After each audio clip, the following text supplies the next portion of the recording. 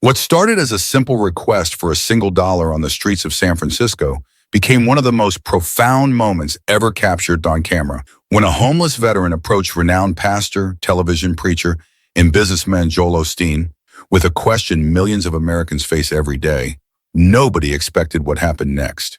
The 62-year-old pastor's response was so powerful, so unexpectedly moving, that it didn't just change one man's life. It sparked a nationwide conversation about compassion, dignity, and what it truly means to uplift someone in need.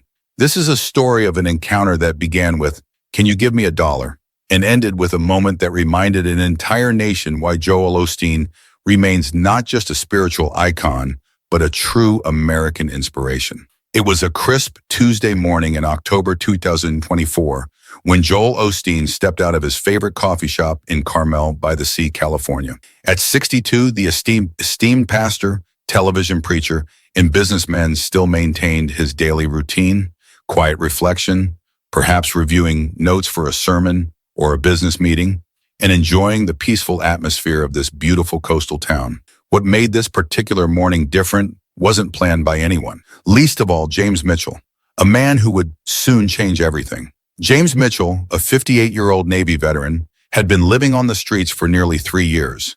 Like so many veterans struggling with homelessness, James's story was one of service, sacrifice, and a system that had somehow failed him despite his dedication to his country.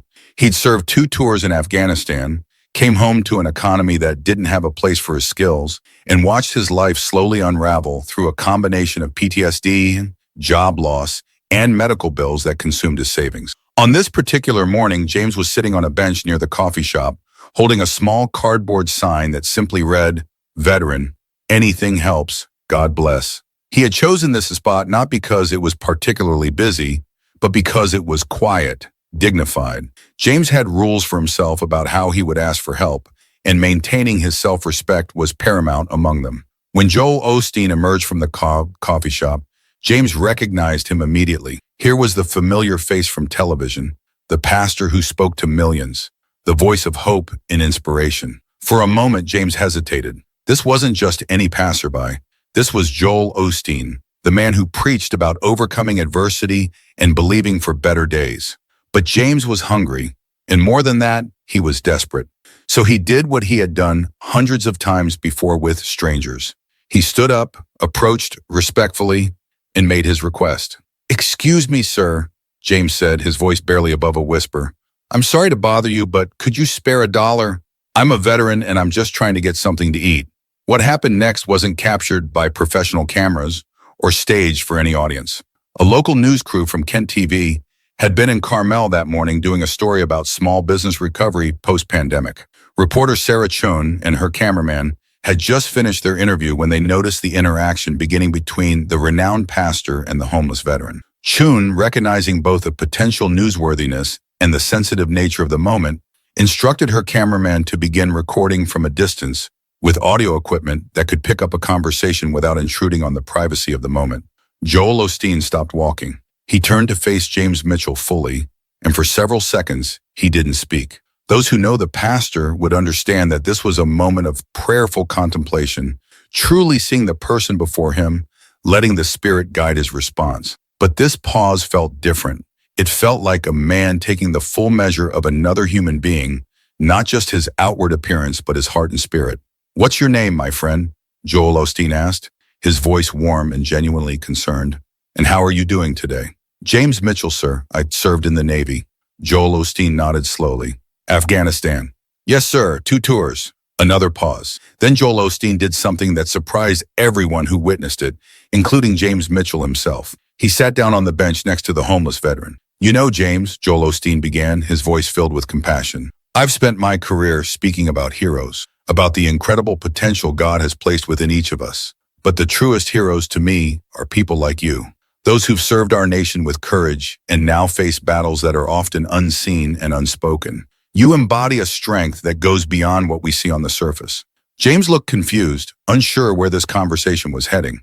Joel Osteen continued, "James, you asked me for a dollar, and I will certainly give you that dollar. But I want you to understand why. It's not just about the money. It's because of the dignity with which you asked. You stood tall, you looked me in the eye, and you shared your story of service. That shows me the incredible spirit you possess, even in challenging times. You see, God created you for greatness, and that dignity you just displayed is a reflection of His image within you. The pastor, television preacher, and businessman reached into his wallet and pulled out a single-dollar bill. But he didn't hand it over immediately. This dollar, James, is more than just currency. It's a symbol of hope, a reminder that we are all connected and that God has a plan for your life.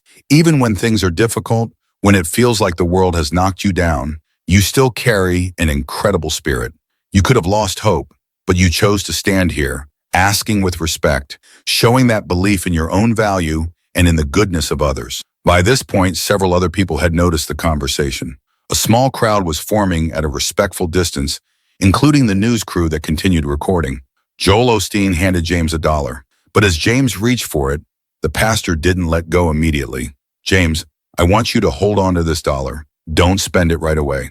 Let it be a tangible reminder, a point of contact for your faith, that your dignity, your worth in God's eyes is immeasurable.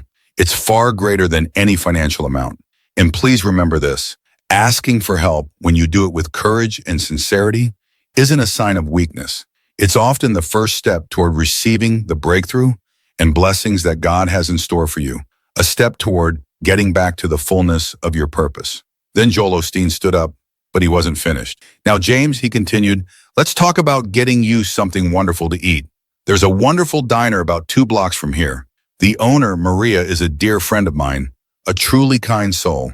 I'd be honored to walk over there with you, buy you a good breakfast, and I'm going to speak with Maria to see if she might have some work for you, even if it's just a few hours a week, washing dishes. Because what you need, James, isn't just a handout. What you need is a hand up, a door of opportunity that God can open for you. James Mitchell later told reporters that this was the moment he started crying.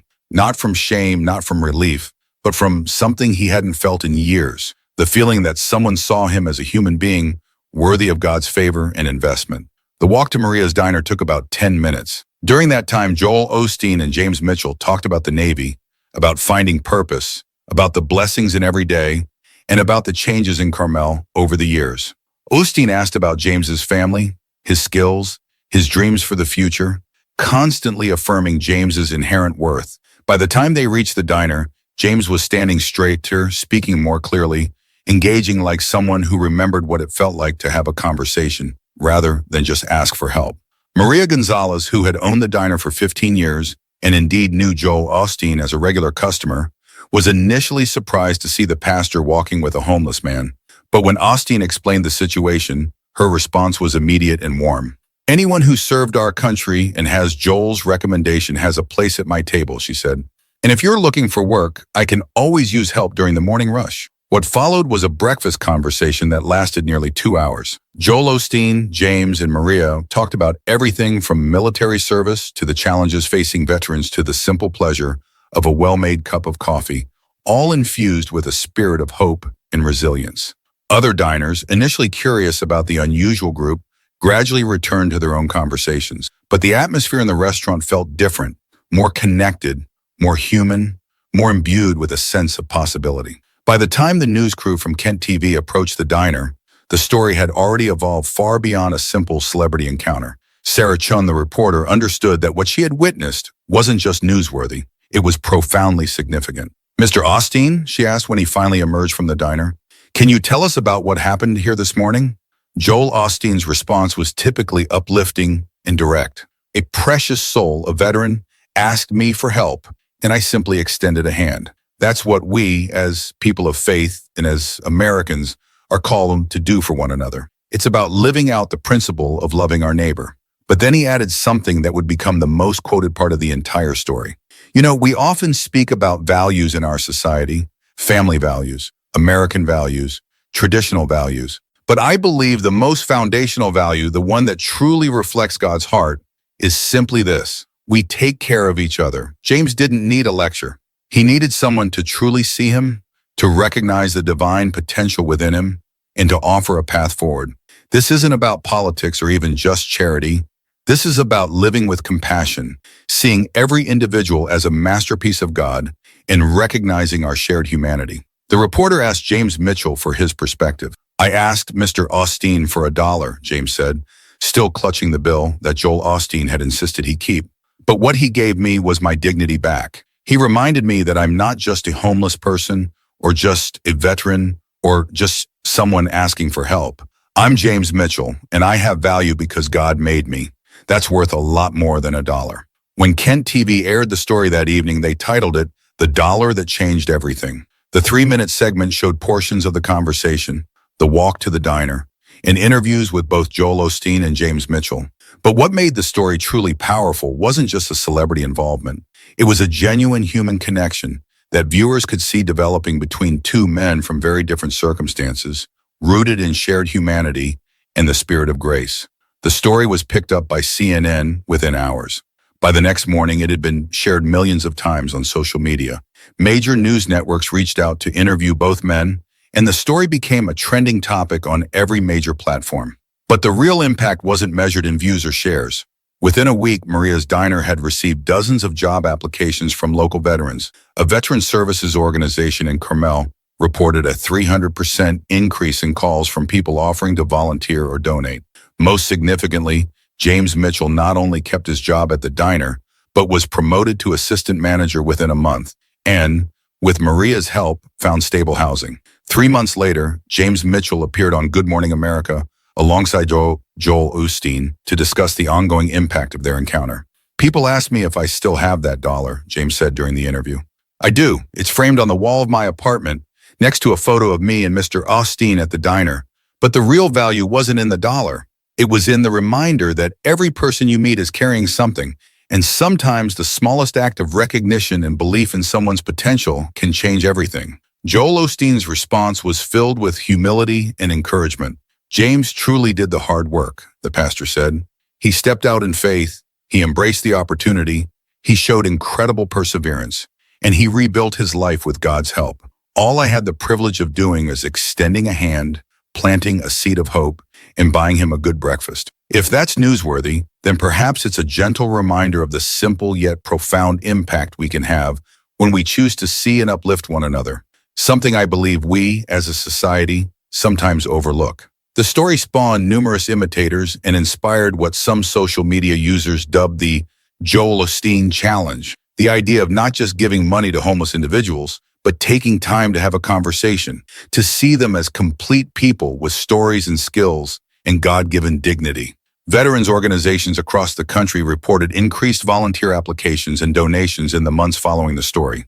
Several cities implemented new programs specifically designed to connect homeless veterans with employment opportunities, citing the Osteen-Mitchell encounter as inspiration. But perhaps the most significant impact was immeasurable. The reminder to millions of Americans that behind every person asking for help is a human being with a story, with dignity, and with incredible potential, blessed by God. In an era of increasing political division and social isolation, the simple act of one man sitting down to have a conversation with another became a powerful example of what's possible when we choose to see each other's humanity and believe the best. As Joel Osteen shared in a follow-up interview 6 months later, we don't always need grand gestures to make a difference in the world. Often it's the simple act of remembering that every person we encounter is facing battles we know nothing about. And sometimes the most powerful gift we can offer isn't money or even just advice. It's our genuine attention, our respect, and the profound recognition that they matter, that they are loved by God, and that their best days are still ahead. Today, James Mitchell continues to work at Maria's Diner, has maintained stable housing for over 8 months, and volunteers at a local veteran center every weekend. He still carries that dollar bill in his wallet, though it's now accompanied by a business card identifying him as assistant manager at Maria's Diner. Joel Osteen still gets his coffee at the same shop every morning, still takes his walks through Carmel, but according to local residents, he's never again passed someone asking for help without stopping to have a conversation and offer a word of encouragement.